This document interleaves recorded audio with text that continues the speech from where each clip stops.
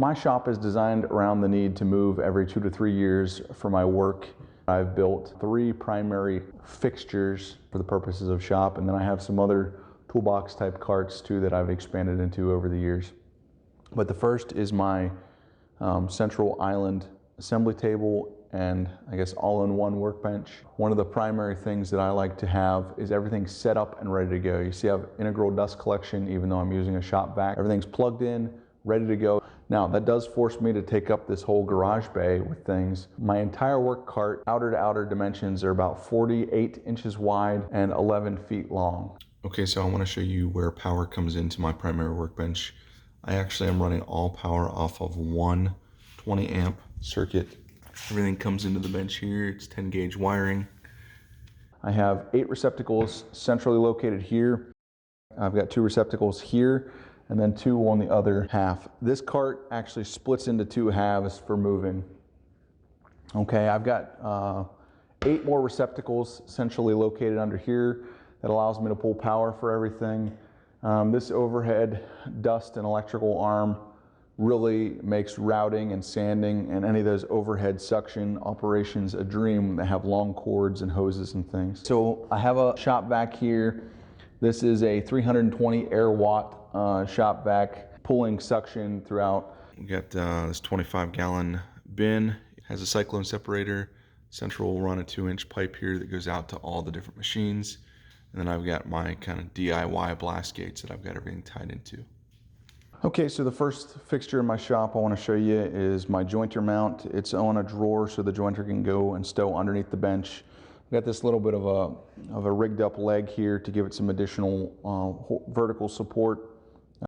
Now I have a benchtop joiner, which is not the most precise tool, but typically a table saw and a joiner are used in tandem, and you can see that these are completely able to be used simultaneous with this setup. Underneath I keep my benchtop router table that I pull out and either set up on the ground or clamp to the top when I'm using it. But everything's got dust collection. That just plugs right in and allows me to store everything. Okay, so here you can see my table saw workstation. I try to keep all my accessories and blades, feather boards, etc. close to the saw or as close to where I'm going to work with it as possible. You can see I've got outfeed for the saw, and I can cross-cut a full sheet of plywood through here, as well as rip most sections out of a sheet of plywood that I need to through the saw with full outfeed support. This is my foldable planar stand. This is one of my most popular sets of plans, but it allows me to stow my planer when I'm not using it, and it lets me get it up to a nice working height whenever it's time to do some milling to save my back a little bit. Of course, the outfeed table, assembly table works well for passing material through and just keeping it sorted as I'm going through the milling process. And then as you typically only mill or dimension near the beginning of a project, it also easily stows back out of the way whenever I'm not using it. And of course, dust collection ties in. Okay, moving a little further along the bench. See, I have a Dewalt Miter Saw. You can see I have a full 4-inch deep by 8-foot long support for anything I need to cut through the miter saw. One of the videos that's really popular for me is my dust collection here. Rather than have a big bulky shroud, I've just improved it for shop vac dust collection with some rubber drawer liner. I encourage you to go check that out. It works really, really well. I don't actually get a ton of dust into the air around the saw. This pretty much takes care of everything. But it's a very simple concept, whether you watch the video or not. It's just getting that dust collection airstream closer to the offshoot of the blade. I have a standard pony bench vise here. I just added a nice wide jaws to it so that I can cut joints in the end of long table legs and other things that I might make. But this is about the best place I could figure to put a vise on this bench. And then of course the other electrical outlet, which we talked about earlier.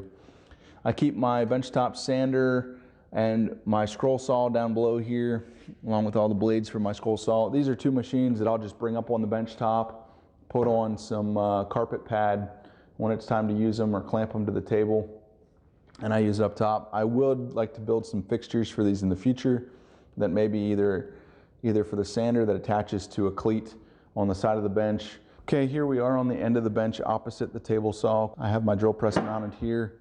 We got bits and things stored in a drawer underneath. Chip brush, battery charger for cordless tools here. And then I've got my Rikon 10-3061 bandsaw. And then my bandsaw is on a cleat mount here that allows me to do wider things on the drill press, or for those really odd circumstances where I'm running something huge through the table saw and I just need to get it out of the way. So that wraps up the main cart. If you have questions, I'd love to answer them. I try to get to as many comments as I can. Just throw that down below. Or if you've got some feedback you see on the design, I'd love to hear that too. I'm always loving to learn and improve my setup. If you found some value in this video, please hit the like button. That helps this video do a little bit better. And if you're new here, I would really appreciate it if you consider subscribing. I have a lot more videos similar to this, but all of them are about helping you maximize your shop space. If you know of somebody else that might benefit from this video, feel free to share it. Thanks for watching, and I'll see you in the next video.